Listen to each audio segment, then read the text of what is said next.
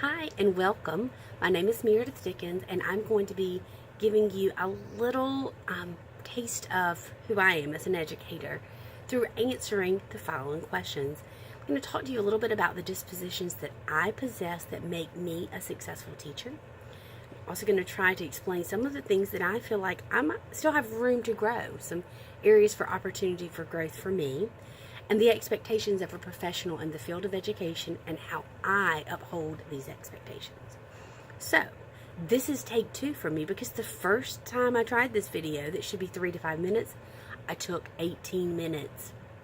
So, let me just tell you real quickly that I believe that when assessing myself using the disposition statements as assigned, I agreed with all of the statements. I felt that they were all extremely important and valuable. I feel like there's not one of them that is less important than the other.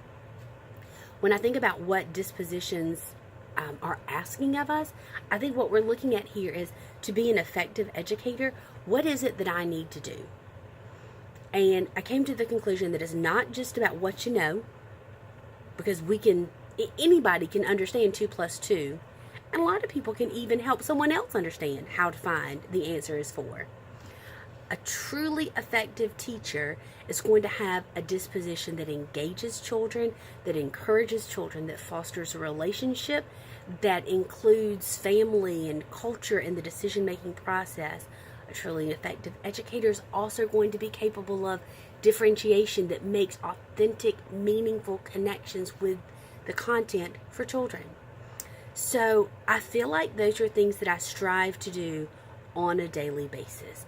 I feel like some areas where I have opportunities for growth would include the area of fully understanding and valuing and working within the confines of cultural diversity. Not because I feel like I'm bad at it, but because I feel like I haven't had as many opportunities as perhaps some of you who might live in larger cities. I live in a very small-ish town in a smallish area, and there's not a lot of cultural diversity. So I think given the opportunity to experience a variety of cultures would help me to greater appreciate them. I feel like that's something that I have to consistently work towards to remove any personal biases that I may have. I feel like it's also something that I need to be constantly aware of, having grown up in this small area, that it's okay for things to be different. And I have such a natural curiosity that I enjoy learning about different people and where they're from and what makes them who they are and what they value. So I feel like that is an area that I have opportunity for growth. I also feel like I may have an opportunity for growth when I consider how to fully differentiate instruction in ways that allow the most meaningful understanding of content when there's still a standardized test that measures understanding at the end. There's such a pressure to give each child what they need and to meet them where they are.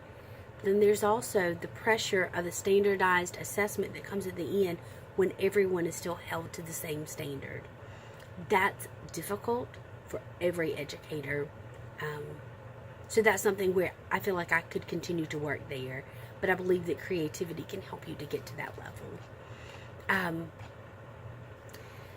Professional educators in early childhood education, you have to be creative, you have to be thoughtful, you have to be engaging, you have to know your audience, you have to do a lot of repetition, you have to be open to communications with families, and you have to be accessible and approachable.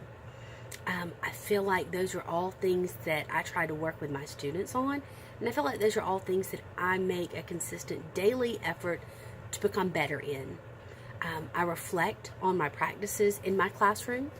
I ask for feedback from students, and I do some personal reflection about what thoughts I had, what questions they had, how could I explain things better, how could I give better visual demonstrations or better hands-on opportunities.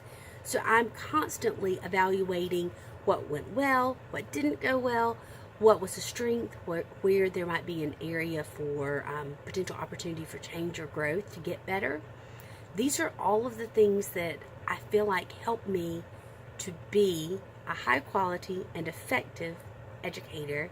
And these are things that I would look for in a fellow educator.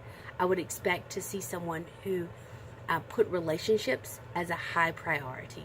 Relationships with students, with families, with colleagues. Because I think it's extremely important to remember that without a relationship, there's really not a connection. And I think that's extremely important in early childhood and in exceptional children's studies. I believe that without these connections, it's possible we're just a talking head. When children know that we care, then it changes how they receive what we're sharing. So thank you so much for tuning in for my discussion about professional dispositions of an early educator. And I thank you for your time and attention. Have a great day.